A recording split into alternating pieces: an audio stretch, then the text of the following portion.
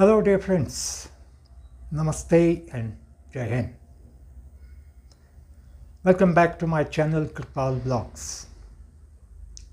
In my last video, I promised that I will bring before you facts and figures concerning the much maligned Adani group of companies because for the last few years India's opposition parties, and especially Mr. Rahul Gandhi, has been making a lot of allegations against Gautam Adani and his closeness with Prime Minister Modi.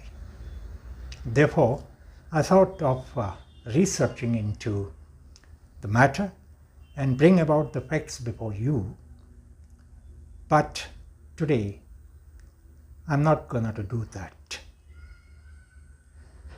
because the same Rahul Gandhi has distracted me from doing so by his latest speech at the 86th session of the All India Congress Committee at Ahmedabad on April 9th. In his speech, he made some contentious remarks and put forward some radical ideas. He also made wild allegations against the Modi government and also against the RSS. Therefore, I am forced today to talk to you on those crucial issues of Mr. Rahul Gandhi's speech. Dear friends, I must make it clear to all of you that I have gone through each and every word of what Mr. Gandhi spoke in Ahmedabad. And I have taken note of 5 important things, important in the sense that which in my view are objectionable things that he has said in his speech, and I'm going to tell you first those 5 points which he has made. Number 1, he said he will remove the 50% cap on reservation for SC, STs, OBCs, Adivasis, so on and so forth, thereby meaning that he will change the constitution. Of course, he can do that only when he comes to the power. The second point which he made, he said he will ensure caste census all over India, which according to him is necessary for social justice. And he claimed with pride that similar type of caste census his government in Telangana has already done, and the result of that census are astonishing in the sense that probably he is not yet very sure, but he said probably 90% of the population of Telangana is of OBCs, scheduled castes, scheduled tribes, Dalits, Adivasis and minorities. Only 10% is of general caste. This is what he said. It is not me saying this. Therefore, he said the caste census is going to be a game changer as far as India's economic strata is concerned. The third issue which he raised is he talked about doing away with the crony capitalism And while saying so, he named again Adani and Ambani, implying that he is against India's corporate world. So this matter is very, very serious according to me. Because we do have a mixed economy status ever since we got independence in 1947. And in 1950, when the Constitution came into existence and we started our first 5-year plans, we adopted the mixed economy status, which means that there will be government sector, there will be public sector enterprises, that means public sector industries, and there will be a private sector. And private sector obviously means in those days there were Birlas, Tatas, Singhanias. So, in other words, our constitutional arrangement was for a mixed economy. Is he going to change that? Is he against the corporate sector? So that's why this becomes a very important issue to be debated and discussed. Number 4, he talked about equitable distribution of resources and to do away with the income disparity in the society. Is equal distribution of the resources in a state like India, is there a possibility? Can that take away the inequality in the society? There is a large question mark over this policy. We'll discuss this later on. The 5th question which he raised, the 5th issue I would say which he raised in his speech, he called the Waqf bill, which has been passed by the Parliament, unconstitutional. The bill, as you all know, first went to the Joint Parliamentary Committee. When it was cleared by the Joint Parliamentary Committee, both the houses of the Parliament, the lower house and the upper house, passed the bill.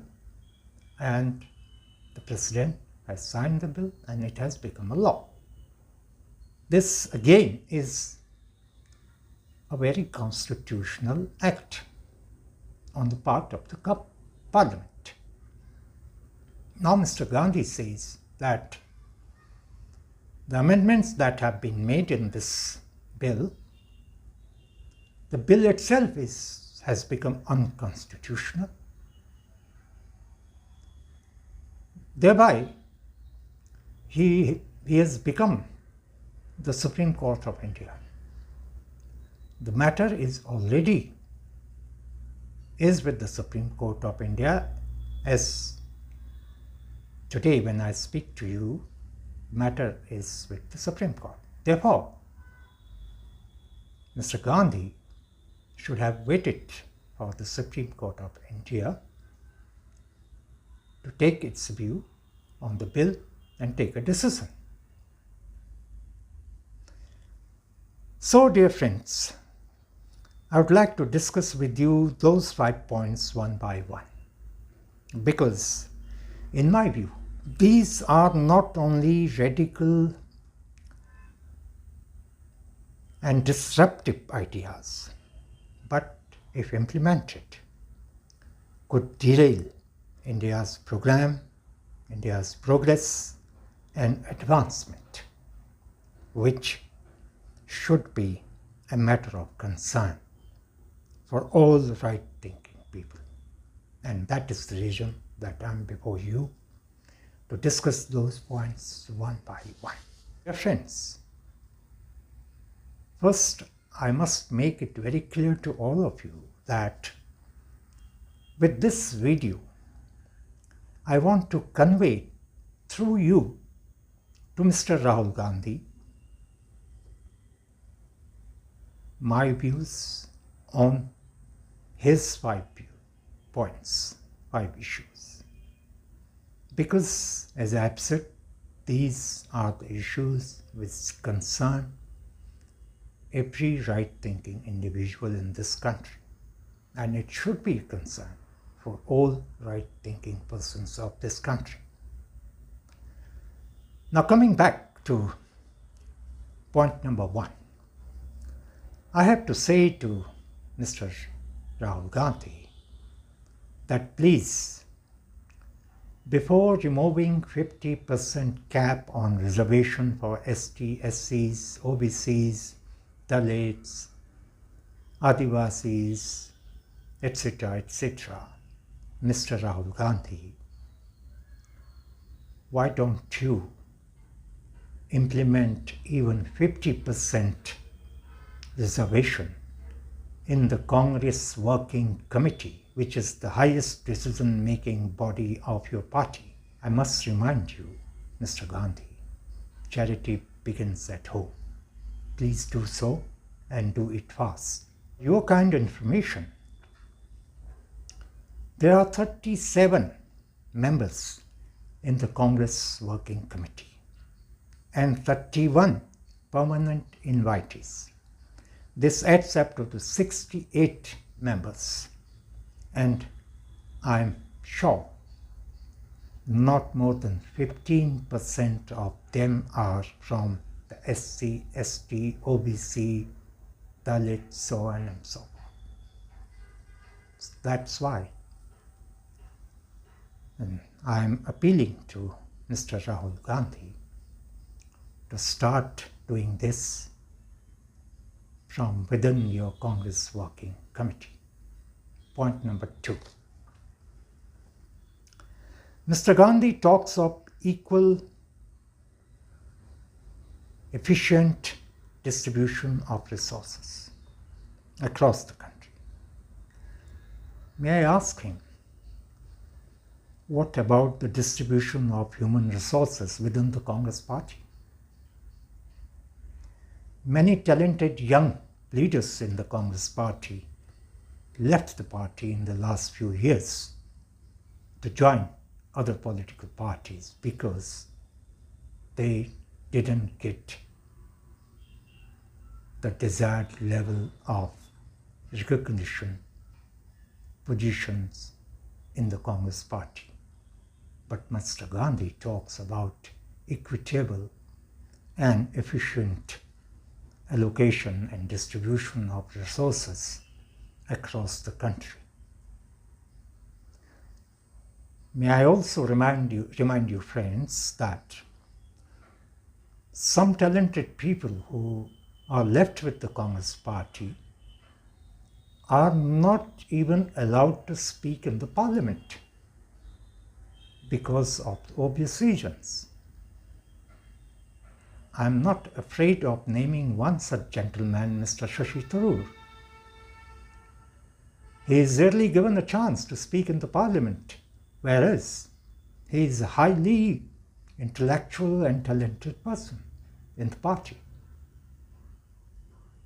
So, when this is the state of affair within the Congress Party, how its leader is teaching different standards for India to follow. My point number 3, dear friends, is he talked about crony capitalism and named, as I said, Ambani and Adani, implying that he is against the corporate world and corporate system. Mr. Gandhi, I want to ask you, in this globalized world, no government has any business to be in business. For example, Mr. Gandhi often visits the United States of America. He visits the UK as well. He must be in the know that who are the US multinationals. from GE to Boeing, from Microsoft to Google, from Meta to Tesla and SpaceX. All these big companies are in the private hands, not in the government control, not government entities. Similarly, in other states, in other countries. So what Mr. Gandhi is talking about? Mr. Gandhi, do you really want in India that state ownership of all those companies, all those industries?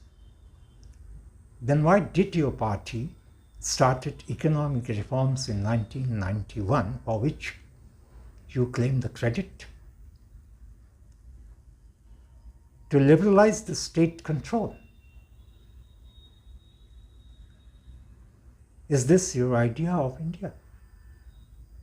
I want to ask this question to Mr. Gandhi.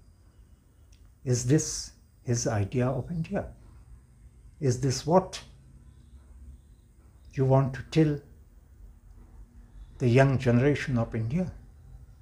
Is this the way you will be leading the next generation of India in the globalized world? You have to ponder upon. My fourth point and question, my dear friends. Mr. Gandhi alleged that Modi government has sold public sector enterprises, PSUs, and as a result, lakhs of scheduled castes, scheduled tribes, OBCs, Dalits who used to get jobs in those public sector companies are now unemployed. He took the name of Steel Authority of India Limited, the Hindustan Aeronautics Limited, HAL. He take the name of BSNL and BHEL. Probably he may be having only those four names in his memory, but he didn't check his facts well before making a speech like this. None of these four public sector companies have been sold to anyone. These companies are still the public sector companies of our country. Number one. And number two, through this video, I want to remind Mr. Gandhi that these companies, these four companies which you named, were really in a bad shape during UPA 2 period. And today, they are in a far better shape, making reasonable profits and doing exceptionally well. Number 5, my dear friends. Mr. Gandhi called the Waqf Bill passed by the Parliament unconstitutional. Any amendment to any existing bill made by the Parliament, how can you call the bill itself unconstitutional when you yourself, your government, has made 2 or 3 amendments at 2 different times in the same bill during your government was in position? By saying so, that the bill is unconstitutional, you mean to say that this bill is against the Muslims.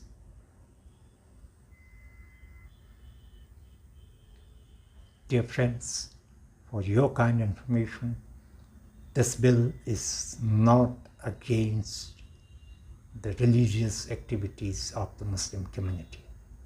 The bill is against those land sharks sitting in the Muslim community in the name of Waqf Board. They are grabbing the lands of poor Muslims. This is the fact.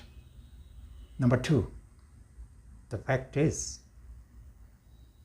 this bill should have been brought in this shape way back in 1950 itself.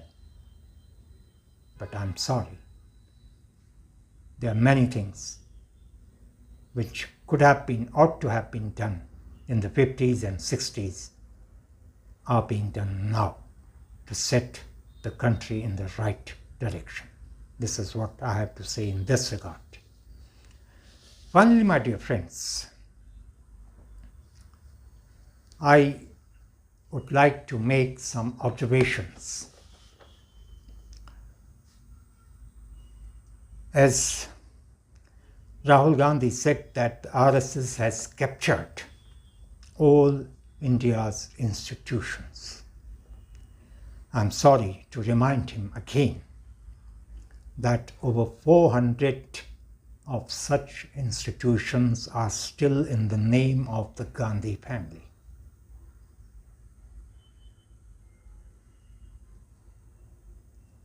That is Pandit Jawaharlal Nehru, Indira Gandhi and Rajiv Gandhi.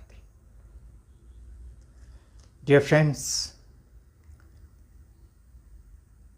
an RTI made in 2013 revealed that there are 450 institutions, facilities, stadiums, roads, parks, colleges in the name of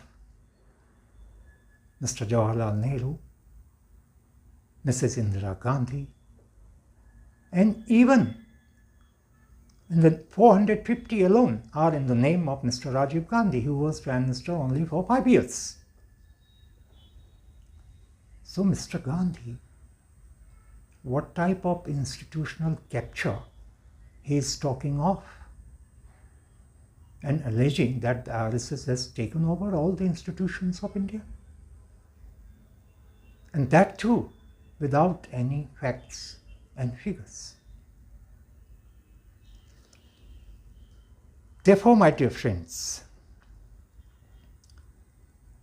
contrary to these things and contrary to what Rahul Gandhi ji says, that we should have equal distribution, we should distribute the wealth equally among all sections of the society, so on and so forth, thereby becoming a radical communist type of a person, he forgets that even the prestigious national awards like Bharat Ratna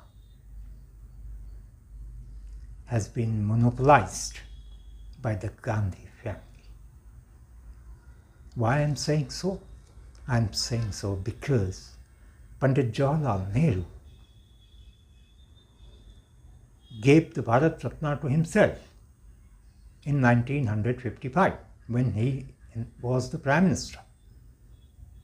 After all, these awards are given by the government of the day.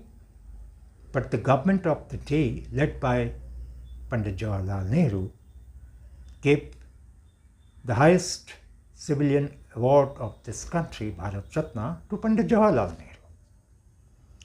The same was repeated in 1971 when Mrs. Gandhi was the Prime Minister of India. She too decided to give Bharat Ratna to herself. Now comes 1990. The 5 years Prime Minister, Mr. Rajiv Gandhi. Before that, he was nowhere in the politics. He remained in the politics. He came in the politics in 1984 when Mrs. Gandhi was assassinated. He remained Prime Minister for 5 years. In 1990, he was again given Bharat Ratna. And what is interesting, dear friends, he got Bharat Ratna 1 year before the Lauh Purush of this country, Sardar Vallabhbhai Patel, whom the Congress now says and claims as the Congress's stalwart leader, was given Bharat Ratna in 1991 when there was no Congress government. This is how Rahul Gandhi and his Congress behaves.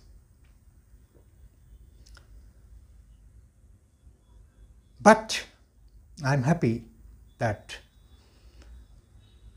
the Congress party, after 75 years of Sardar Patel's death, had chosen Ahmedabad, and that too the Sardar Patel Memorial, to hold its annual session in that city. Yet they did not, they means all Congress leaders who were assembled there did not have the courtesy to visit to the Statue of Unity, which is just 2.5 hours drive away from Ahmedabad. That speaks volumes of what respect the Congress party has for Sardar Vallabhbhai Patel. That is all what I had to put forward, dear friends. And my request to all of you is, as I have said in the beginning, that I want this message go to Mr. Rahul Gandhi, and this can go to him only through the social media. And I request all of you to share this video within your social media friends and groups so that it reaches to the place where I want to send this message. Thank you very much.